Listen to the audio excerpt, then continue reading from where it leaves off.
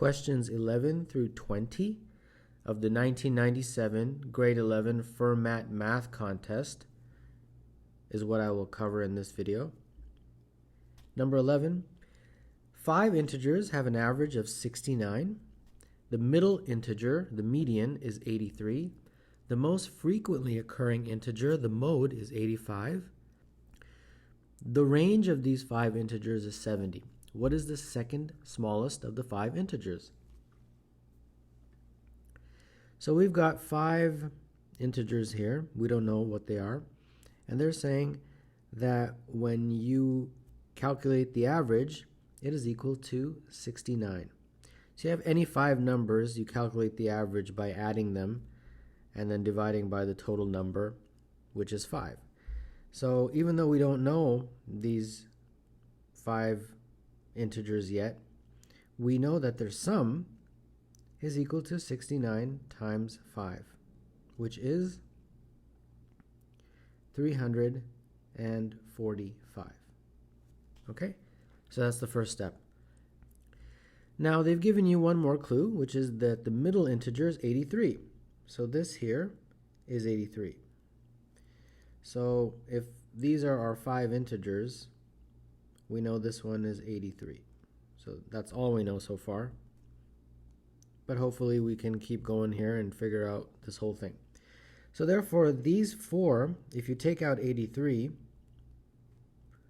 will be equal to 345 minus 83,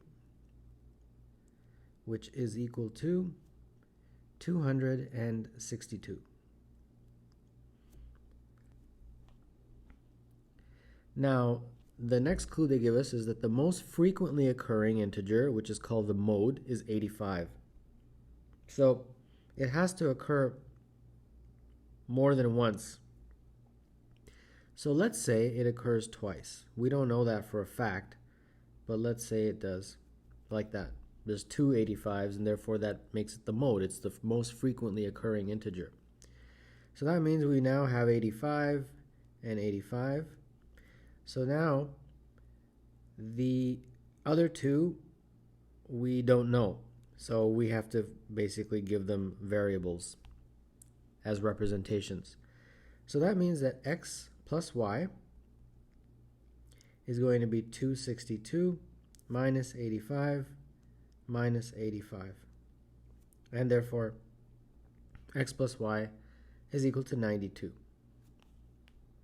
Okay?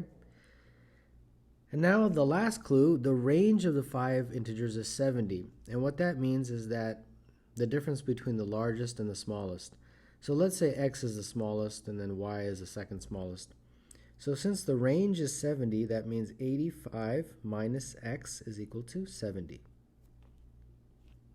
And this helps us greatly because we can solve for x. So x is equal to 15. And finally, we can plug x equals 15 back into here to get the value for y. So we'll have 15 plus y is 92, and therefore y is equal to 77. And if you look at our set of integers, y is the second smallest, and that is what they were asking for. So the answer to this is A.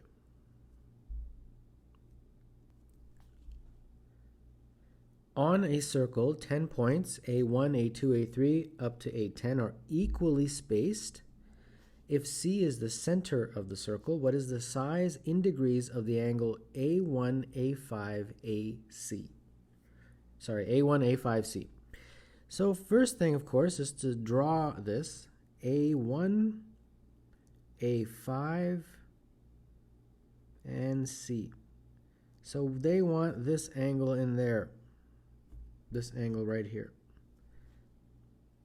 So the best way to approach this is to draw a diagram, and I'll draw the diagram a bit bigger than what they have. And let's label just what we need. We don't need to worry about some of the other points. So at the very top, I will label A1, and approximately here, I will label A5. And of course the center is right there. And let's draw the connections between the points. So we've got A1 to A5, A5 to C, and let's just complete this triangle here like that. So this is C. Now we want to figure out this angle right here, A1, A5, and C. Now before I get into this, one thing I immediately noticed is that if you look at C to A5, this distance here, that is the radius of the circle, right? And if you look at the distance from C to A1, right there, that is also the radius. So therefore, this triangle that I just drew is isosceles, like that. And therefore, if this angle, let's just call it x, then this angle is also x. So if we can somehow figure out this angle, then we can use the sum of the angles of a triangle formula to figure out x. And let's call this y for now. Okay, so that's how you're going to approach this problem. So how do we figure out y? Well, let's label some of the other points, A2, A3, and A4. And let's draw the lines going from the center to those points.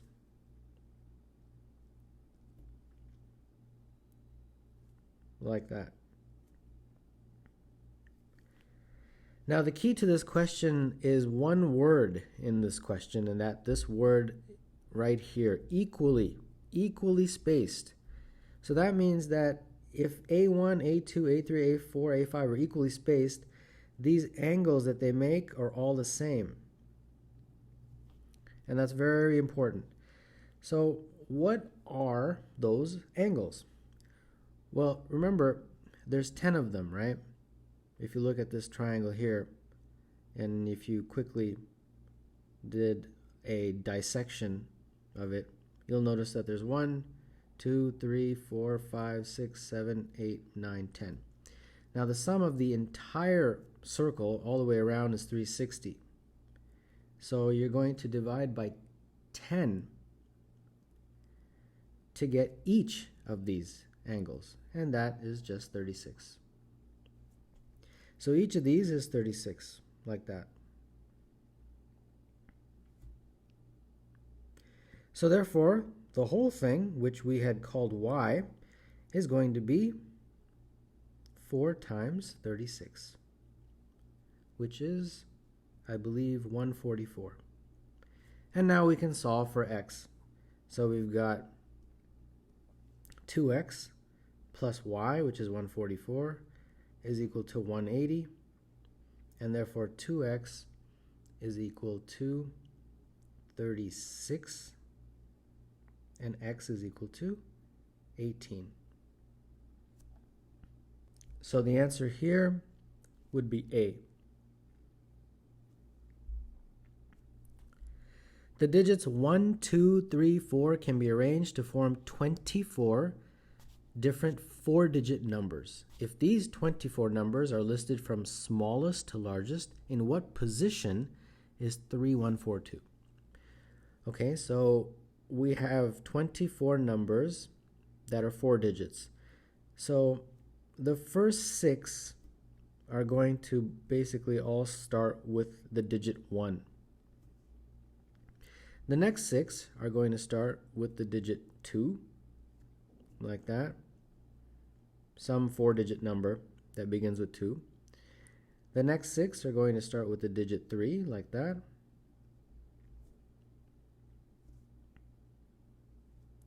And finally, the last 6 are going to start with the digit 4. And we are not really that concerned with these ones, nor are we concerned with the last 6. We are concerned with this column because the number that they want us to figure out the position of is a number that begins with the digit 3. So let's write them all out. Let's say we have 3, 1, 2, 4. 3142, 3214, 3241, 3412, and 3421. Now let's see, are these in order from smallest to largest? And I believe they are, so that helps us. So that basically means that this number is the 13th number, right? Because you've got 6 here, and then this becomes the 13th. And then this number is the 14th number, which is the number that they are asking us about. So the answer to this would be B. A beam of light shines from point S, reflects off a reflector at point P, and reaches point T, so that PT is perpendicular to RS. Okay, so first thing I want to do is draw this out a little bit bigger, like that, and then I will label these. So you've got S here, this is 26 degrees, this is X degrees, and this is X degrees, and this is T, and this is R. So the trick to this question is to drop a perpendicular from point P down to RS, like that. And what that helps us do is figure out this question with regard to X, which is what they're asking. Now notice this angle is something that we can immediately identify. It is equal to X. Why? Because it is vertically opposite that X right there. And there's a rule that vertically opposite angles are the exact same.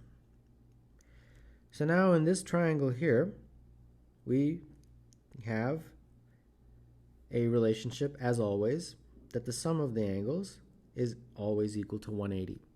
So we've got 26, then we've got this right triangle, so it's 90, that angle, and we've got two x's. So solve for x, and I believe we got 2x is equal to 64, x is equal to 32. So the answer here would be D.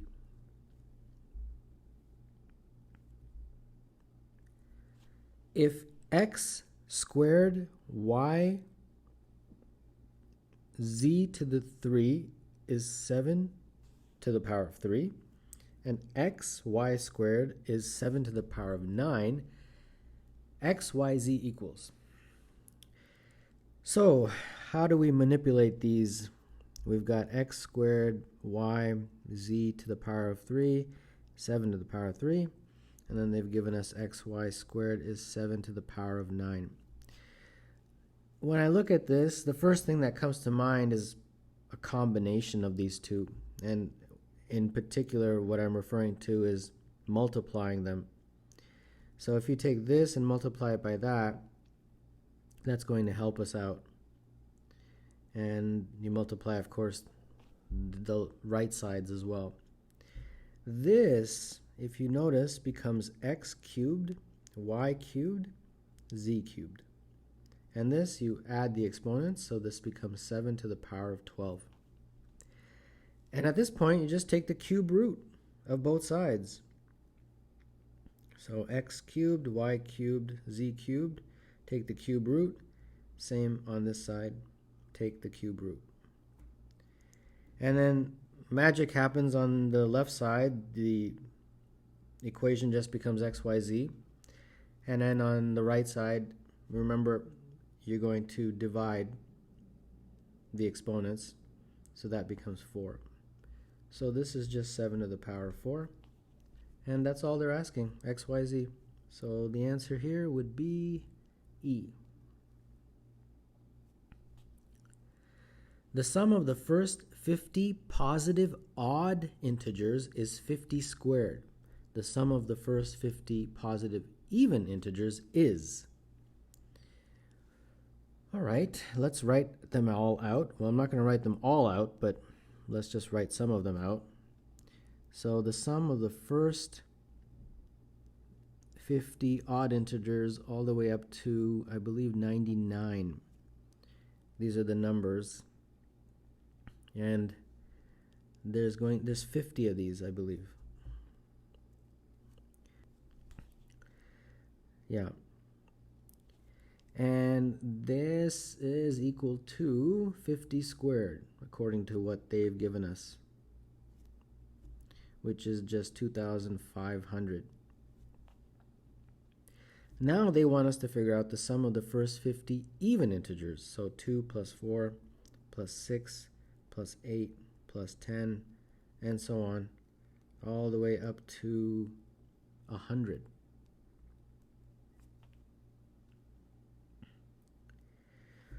Well, first of all, how many numbers are there? There's 50 numbers here. And if there's 50 numbers, there's 25 pairs. And the pairs I'm really referring to are the first and the last, which is 2 and 100. The second and the second last, which would be 98. Like that. The third and the third last, which would be 96.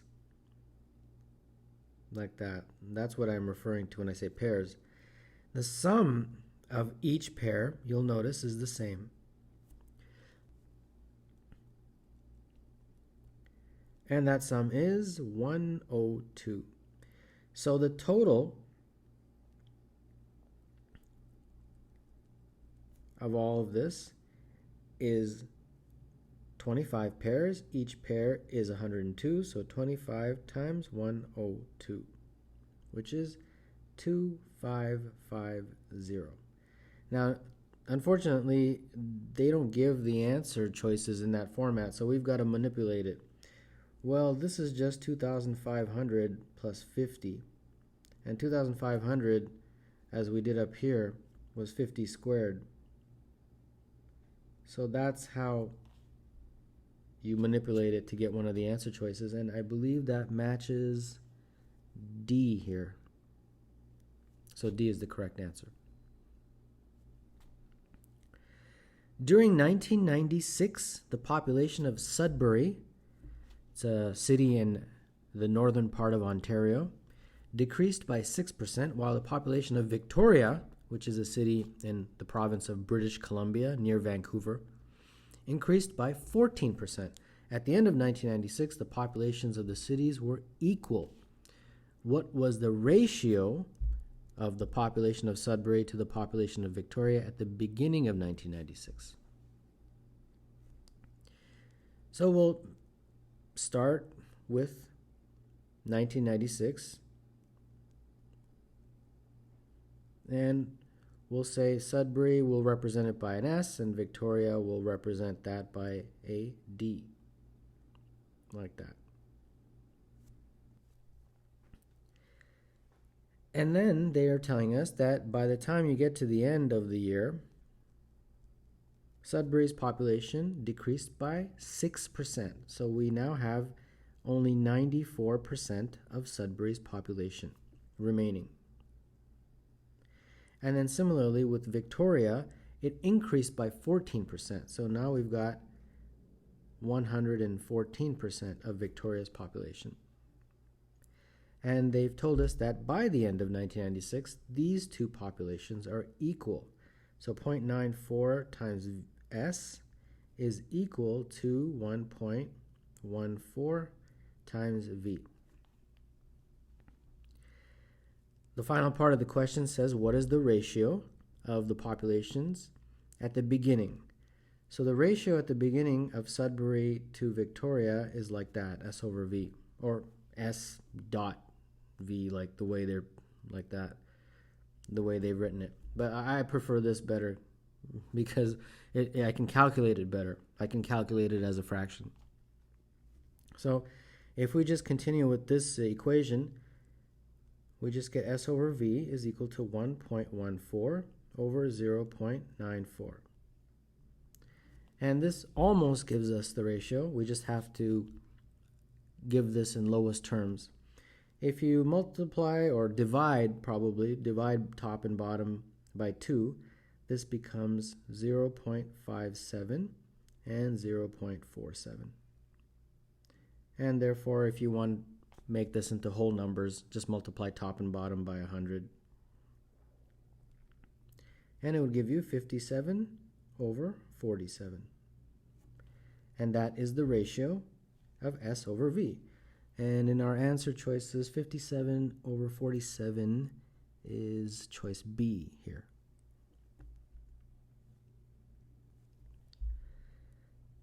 Given A, 1, 2, 3, 5, 8, 13, 21, 34, and 55, how many of the numbers between 3 and 89 cannot be written as the sum of two elements of the set?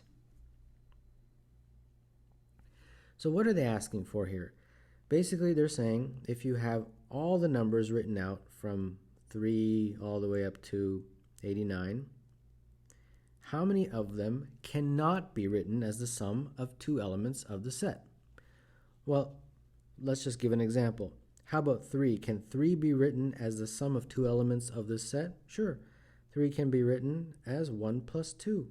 1 is an element of the set and 2 is an element of the set.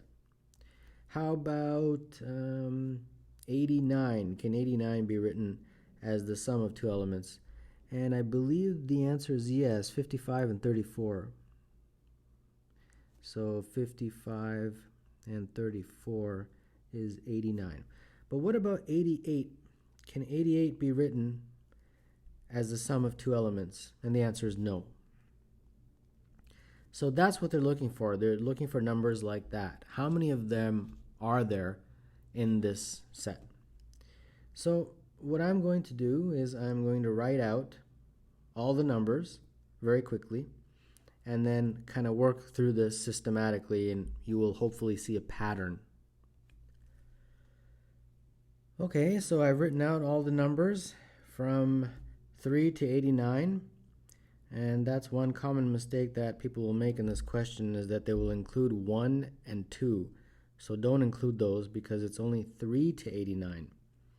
Okay, that's the first key issue that I want to point out. Now we've got to look at these numbers and see if any of them can be written as the sum of two elements from this set or not. So what about 89? Sure, we had 55 plus 34. 88, no. 87, no. And we can't get another one until we get to 55 plus 21. And that's a very important point that you need to understand, that these numbers will only exist if they are the sum of two elements of this set. So since we already did 55 and 34, the next one will be 55 and 21. The next one after that will be 55 plus 13, right? And that's 68 right here, 55 plus 13. The next one will be 55 plus 8, which is 63. And then, of course, the next one is 55 plus 5, which is 60. Do you see what's happening here? And then 55 plus 3, which is 58.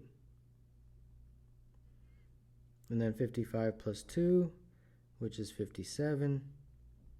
And finally 55 plus 1, which is 56. So how many did we get for 55?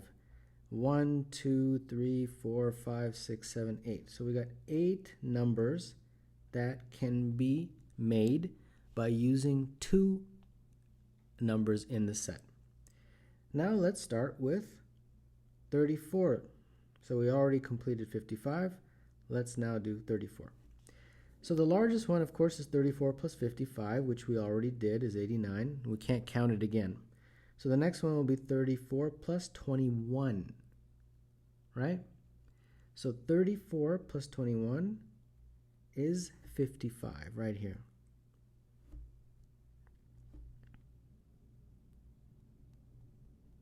And then similarly, the next one will be 34 plus 13, and that is, of course, 47.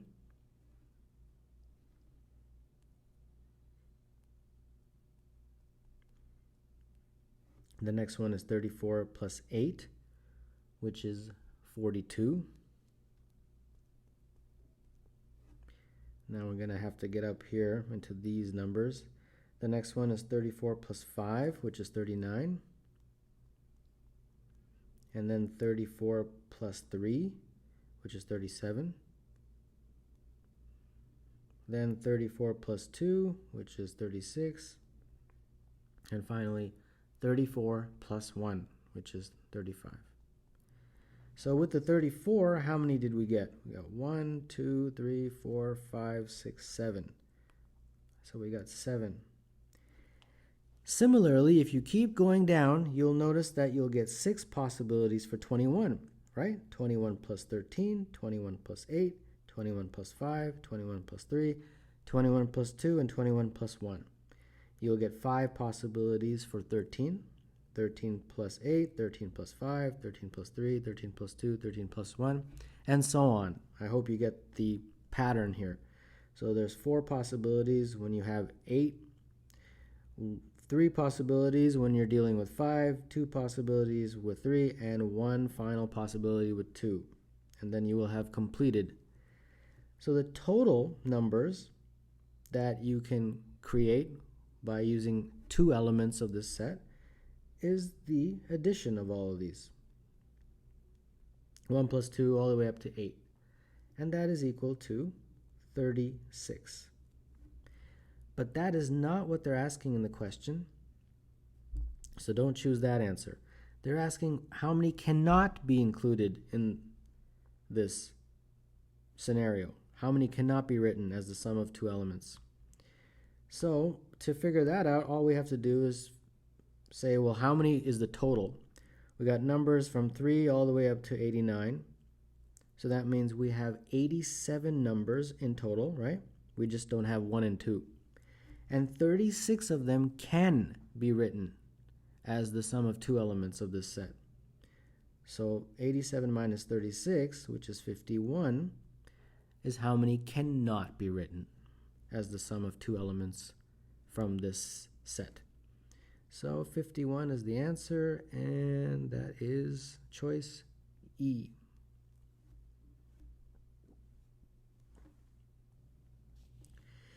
In the diagram, the equation of line AD is given by y equals root 3 times x minus 1.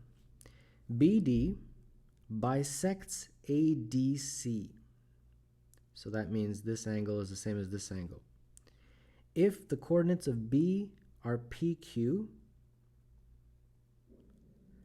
what is the value of Q? All right.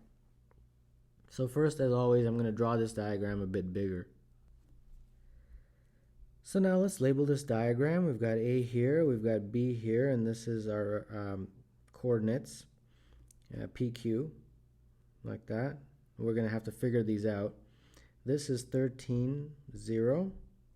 This C here, and this is D, and that's pretty much all they gave us, basically. Now, there's several ways of approaching this. I'm going to start by the variable D here. D is right here, right? So it's on the x-axis. So D is essentially when y is equal to 0. So we can just use this equation here to figure out the coordinate of D. So when y is equal to 0, we've got 0 is equal to root 3 times x minus 1, and this looks like x is equal to 1. So the coordinates of D are 1, 0. Okay? So if this is 13 right here, this point, C, and this point here is 1, that means the distance from here to here is 12. Okay, it's just 13 minus 1. Now, what's the next step here? This is 13C, and this is basically on a line that's perpendicular. So the x-coordinate is going to be also 13. Okay, that's very helpful, perhaps. And the q-coordinate, that one we don't know yet, so we're going to have to do a little bit of mathematics for that. So far, I hope you're with me on this one. Now, the key to this question is something that keeps coming up over and over again in math contests, and that is something called a 30, 60, 90 triangle. So I'm sure you've seen this many times already. So whenever you have a triangle that has the angles 30, 60, and 90, the ratio of the sides are going to be 1, 2, and root 3. Not the length necessarily, but the ratio.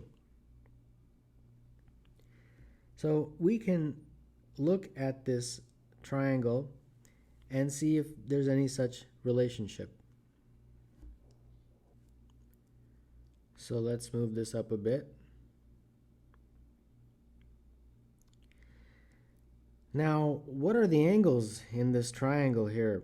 This one here, A, D, C. We don't know any of the angles, so how is this going to help us? Well, the magic comes with this formula right here, this one. Y is equal to root 3 x minus 1. Y is equal to root 3 x minus 1.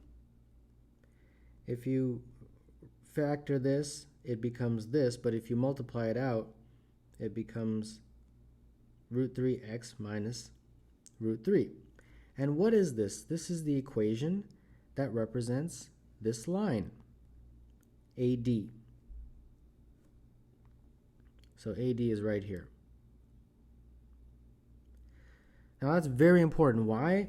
Because it tells us the slope of this line. Remember, lines are written of the form y equals mx plus b, where m is the slope. And in this case, the slope is root 3. So if the slope is root 3, that means root 3 is equal to rise over the run. You remember this? So the rise is here from A to C, and the run is from D to C.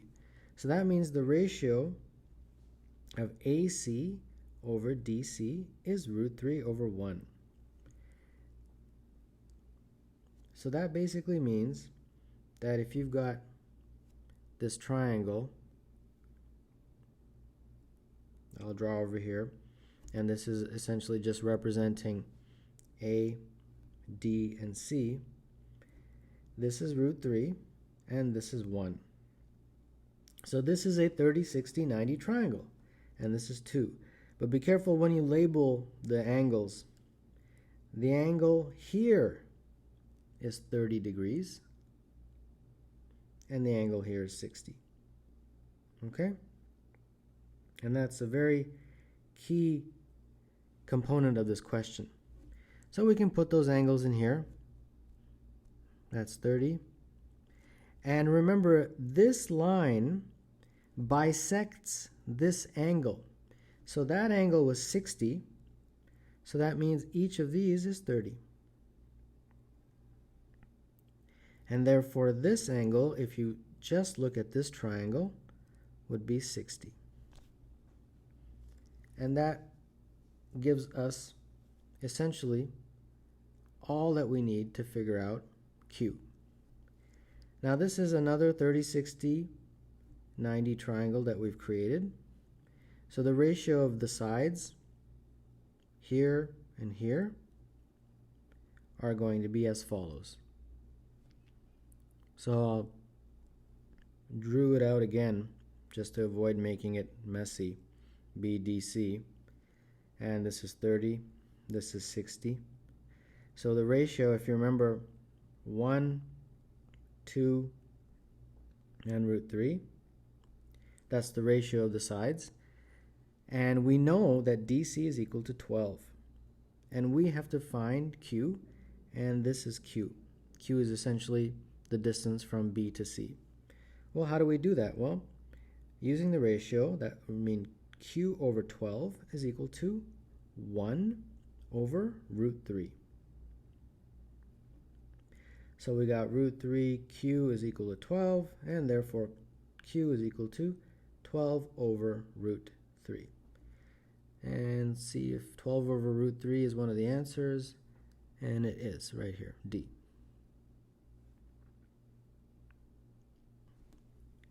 In the diagram, all triangles are equilateral. If AB is 16, then the total area of all the black triangles is. So from here to here, they've told us that is 16. Now, how many black triangles do we have here? We've got 1, 2, 3, 4, 5, 6, 7, 8. So each of those will have a side of 2, right? Because the total is 16 and there's 8 of them. So each will have a side of 2. So if you've got one of these equilateral triangles like that, one equilateral triangle that is black, it will have a side of 2. So all we need to do is figure out the area of one of them, and we can then figure out the area of all of them. Now, first of all, how many are there? If you count this up, there are 27 of these triangles. So let's figure out the area of one of them. So the fastest way to do that is drop a perpendicular like that.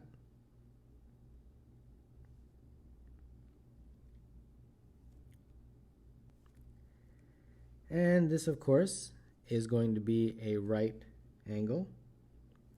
And the distance from here to here is 1, and we'll call this h. So using Pythagoras, we have 1 squared plus h squared is equal to 2 squared. And therefore h squared is equal to 4 minus 1. H is equal to root 3. So the area of each triangle is 1/2 base, which is 2, times height, which is root 3. So this becomes root 3. So therefore the area of all of the black triangles, which is what they're asking for, is 27 times the area of one of them, which is root 3, which is 27 root 3. And that would be choice C.